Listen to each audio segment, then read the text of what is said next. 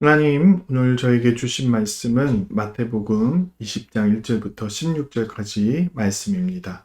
우리 함께 한 목소리로 읽겠습니다. 천국은 마치 품꾼을 얻은 포도원에 들어보내려고 이른 아침에 나간 집주인과 같으니 그가 하루 한 데나리온씩 품꾼들과 약속하여 포도원에 들여보내고 또 제3시에 나가보니 장터에 놀고 서 있는 사람들이 또 있는지라. 그들에게 이르되 너희도 포도원에 들어가라. 내가 너에게 상당하게 주리라 하니 그들이 가고 제6시와 제9시에 또 나가 그와 같이 하고 제11시에도 나가보니 서 있는 사람들이 또 있는지라. 이르되 너희는 어찌하여 종일토록 놀고 여기 서 있느냐. 이르되 우리를 품꾼으로 쓰는 이가 없음이니이다. 이르되 너희도 포도원에 들어가라 하니라. 저물매 포도원 주인이 청지기에게 이르되 품꾼들을 불러 나중 온 자로부터 시작하여 먼저 온 자까지 삭슬 주라 하니 제11시에 온 자들이 와서 한 데나리온씩을 받거늘 먼저 온 자들이 와서 더 받을 줄 알았더니 그들도 한 데나리온씩 받은지라. 받은 후 집주인을 원망하여 이르되 나중 온 이 사람들은 1시간밖에 일하지 아니하였거늘 그들을 종일 수고하여 더위를 견딘 우리와 같게 하였나이다. 주인이 그 중에 한 사람에게 대답하여 이르되 친구여 내가 네게 잘못한 것이 없노라. 내가 나와 한 데나리온의 약속을 하지 아니하였느냐. 내 것이나 가지고 가라. 나중 온 이 사람에게 너와 같이 주는 것이 내 뜻이니라. 내 것을 가지고 내 뜻대로 할 것이 아니냐. 내가 선함으로 내가 악하게 보느냐. 이와 같이 나중된 자로서 먼저 되고 먼저 된 자로서 나중 되리라. 아멘. 여러분, 얼마 전 읽었던 1만 달란트 빚진 자의 이야기를 기억하십니까? 여기서 나온 한 달란트는 현재 시가로 대략 20억 정도가 된다고 합니다. 물론 어떤 특정 상황이나 환경에 따라서 다를 수 있을 것입니다. 자, 그렇다면 10,000달란트면 20조 정도가 되겠죠. 일반 사람은 감히 갚을 수 없는 그러한 금액입니다. 성경에서 이 10,000달란트를 어떻게 청산하나요? 18장 27절 말씀을 보면 불쌍히 여겨 놓아 보내고 그 빚을 탕감해 주었더니 라고 성경 기록하고 있습니다. 갚을 수 없는 금액이기 때문에 주인이 그저 그의 그 빚을 탕감해 준 것입니다. 우리는 이것을 은혜라고 표현을 합니다. 갚을 수 없는 것을 우리가 받았을 때 그것을 우리는 은혜라고 하는 것입니다. 우리 모두는 죽어야 했습니다. 흙에서 왔으니 흙으로 돌아가는 것, 이것이 우리의 운명입니다. 그런데 그런 우리에게 하나님은 예수 그리스도의 십자가를 통해서 그리고 그 부활의 사건을 통해서 우리에게 영원한 생명을 주셨습니다. 갚을 수 없는 은혜를 경험케 하신 것입니다. 예수 그리스도의 십자가의 사랑, 바로 그것이 갚을 수 없는 그러한 은혜인 것입니다. 이 은혜는 하나님이 주셨기 때문에 받을 수 있는 것이지 감히 값으로는 치룰 수 없는 감히 그것을 측정할 수도 없는 그러한 것입니다. 그런데 오늘 이야기에서 이 품꾼은 이 은혜라는 개념을 정확히 이해하지 못하고 있습니다. 주인이 품꾼과 약속을 했습니다. 오늘 하루 일을 하게 되면 한 데나리온을 주겠다고 말입니다. 이것은 굉장히 정당한 약속입니다. 당시 상황으로 봤을 때 이 한 데나리온은 하루 일당입니다. 얼마 전 제가 10드라크마 이야기를 하면서 한 드라크마가 하루 일당이라고 말씀드렸죠. 동일한 그러한 것입니다. 한 드라크마와 한 데나리온은 거의 같은 정도의 값이라고 생각하면 됩니다. 하루 일당을 주겠다라는 것은 굉장히 정당한 것이죠. 현대로 치자면 약 150불 정도 될 수 있을 것입니다. 주인이 일을 마칠 때가 되었습니다. 자, 얼마의 품값을 주었을까요? 한 데나리온을 주었습니다. 당연한 것 아니겠습니까? 약속한 것이 그것이니 주인이 그것을 주는 것은 당연한 것입니다. 자, 그런데 문제는 이 일꾼이 항의를 하는 것에서 시작이 됩니다. 전혀 문제가 없는데 왜 항의를 하게 되었나요? 여기에서 이 일꾼이 제기한 것은 바로 다른 사람들의 값입니다. 품삯이죠. 자신보다 늦게 온 이들이, 심지어 일이 끝나기 직전에 온 이들이 동일하게 한 데나리온을 받은 것입니다.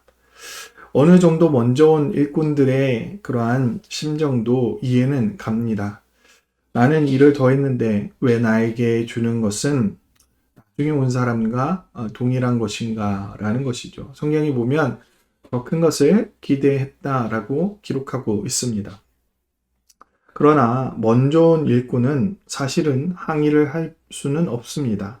왜냐하면 처음부터 그렇게 계약을 맺었기 때문에 이 계약은 굉장히 정당한 것이기 때문에 그렇습니다.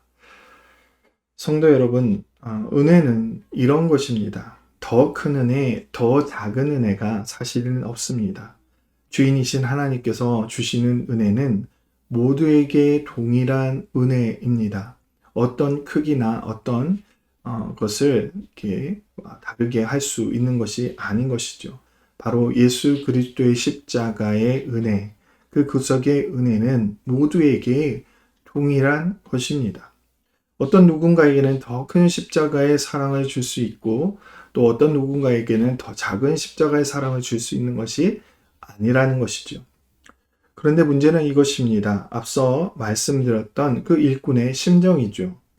내가 더 일을 했는데 나의 의를 드러내는 것입니다. 하나님, 그래도 제가 다른 사람들보다는 더 열심히 일을 했는데 하나님, 저에게 더 많은 것을 주셔야 하는 것 아니겠습니까? 라고 묻는 것입니다. 하나님, 그래도 내가 다른 사람들보다 더 많이 헌신했는데 하나님, 그래도 내가 다른 사람들보다는 먼저 믿었는데 라고 말하는 것입니다. 십자가의 사랑은 감히 가치를 매길 수 있는 것이 아닙니다. 그러기에 우리는 그 은혜를 값없이 받을 수밖에 없습니다. 우리가 어떤 것을 해서 그것의 값을 치를 수 있는 것이 아니기 때문에 우리는 무조건적으로 은혜로 그것을 받아야 하는 것입니다. 마치 한 데나리온과 같은 것입니다. 그런데 이 일꾼은 오해를 한 것입니다. 일을 잘하거나 오래 했기 때문에 주기로 했다라고 생각하는 것이죠. 그저 하루의 품삯을 한 데나리온으로 정한 것 뿐입니다. 그것은 바로 이 일꾼에게 주기로 한 이 주인의 마음인 것이죠. 성도 여러분, 그런데 우리도 이렇게 하나님께 따질 때가 있습니다. 왜 하나님 저 사람에게는 더 큰 은혜를 주십니까? 왜 제가 더 열심히 하나님을 섬겼고 더 오랫동안 섬겼는데 왜 저 사람에게 더 큰 은혜를 하나님 허락하십니까? 저에게는 너무 박한 것 아닙니까? 그렇게 말이죠. 그러나 은혜는 그런 것입니다. 더 가지거나 덜 가질 수 있는 것이 은혜가 아니라는 것입니다. 앞서 이야기했던 것처럼 은혜는 동일하게 우리 모두에게 주어지는 것입니다. 더 사역한다고 더 큰 은혜가 주어지는 것이 아니라는 것이죠. 만약 일한 만큼 주어지는 것이 은혜라면 그것은 은혜가 아니라 우리는 그것을 공로라고 불러야 할 것입니다. 우리의 구원은 공로로 주어지는 것이 결코 아닙니다. 구원이 우리의 어떠한 대가로 주어진다는 것이 아니라는 것이죠. 우리가 주님을 아무리 열심히 섬기고 우리가 더 많은 사역을 감당하고 정말 오랫동안 하나님께 헌신한다고 그 구원이 주어지는 것이 아니라는 것입니다. 그러기에 우리는 이것을 은혜라고 부를 수밖에 없는 것이죠. 값을 매길 수 없는 것을 받았기 때문에 그것을 우리는 은혜라고 부릅니다. 우리가 어떤 노력을 하든지 그 어떤 비싼 값을 지불하도 지불하더라도 우리는 그것을 감히 살 수가 없습니다. 그러기에 구원은 공로가 아닌 은혜로 받을 수밖에 없는 것이죠. 값싼 은혜가 아니라 너무나 값비싼 은혜이기에 그 은혜는 우리에게 주어지는 것입니다. 그러나 그것은 하나님께서 우리 모든 사람에게 동일하게 주는 것이죠. 우리가 오해하고 있는 한 가지가 더 있습니다. 이 세상에서 잘 되는 것, 우리는 그것이 은혜의 전부라고 생각하는 것입니다. 복을 받는 것, 이것도 은혜라고 생각할 수 있습니다. 주님이 주신 은혜는 분명하지요. 하지만 궁극적인 은혜는 우리에게 주신 영원한 생명입니다. 바로 구원이지요. 제2수요일에 우리는 우리의 상황을 잘 깨닫게 되었습니다. 하나님께서 우리를 향하여 어떻게 선언하십니까? 너희는 흙이니 흙으로 돌아갈지어다. 우리는 죽을 수밖에 없는 유한한 존재입니다. 흙으로 돌아갈 수밖에 없는 존재이죠. 그런 유한한 우리를 예수 그리스도께서 십자가를 통해서 우리에게 영원한 생명을 불어넣어 주셨습니다. 그러니 이것을 우리는 은혜라고 부르는 것입니다. 이 땅에서 잘 먹고 잘 사는 것이 은혜가 아니라 정말 영원한 생명으로 인도한 것, 정말 값없이 받을 수밖에 없는 그것이 바로 은혜인 것입니다. 사순절 이 시간 동안 우리는 철저히 우리의 의를 내려놓을 수 있는 훈련을 해야 할 것 같습니다. 오늘 성경에 나온 일꾼과 같은 마음을 버려야 하는 것입니다. 하나님께서 우리에게 허락하신 그 은혜를 생각할 수 있어야 하겠죠. 그렇게 되기 위해서 우리는 사실은 마지막에 들어온 일꾼과 같은 심정을 가져야 합니다. 여러분, 마지막에 온 일꾼은 어떤 심정을 가지겠습니까?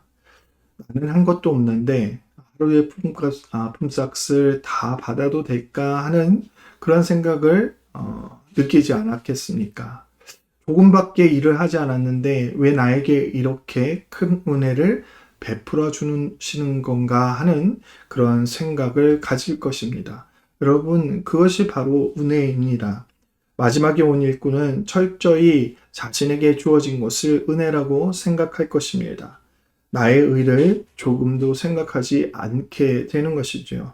그러기에 나중된 자가 먼저 될 수 있는 것입니다. 철저히 자신의 공로가 아닌 하나님의 은혜를 인정하기 때문입니다. 나의 공로가 아닌 온전히 예수 그리스도의 공로를 바라보는 것이죠.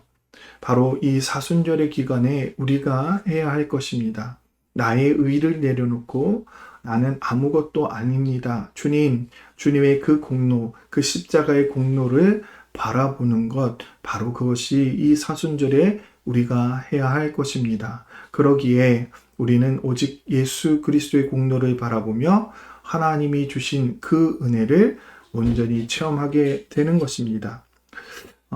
정말 우리 만날 모든 성도님들이 오늘 하루 한 날 나의 모든 의를 내려놓을 수 있는 그런 시간들이 되었기를 간절히 소망합니다.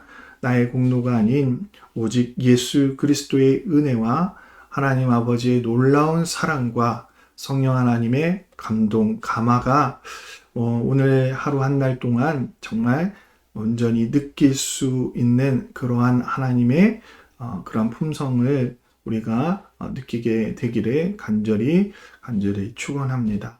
우리 시간 함께 기도 드리겠습니다. 사랑의 하나님, 감사합니다. 하나님, 그렇습니다. 우리에게 말로 할 수 없는, 정말 값을 매길 수 없는 풍성한 은혜를 주셨습니다. 그럼에도 불구하고 하나님, 우리는 때때로 우리의 의를 드러냅니다.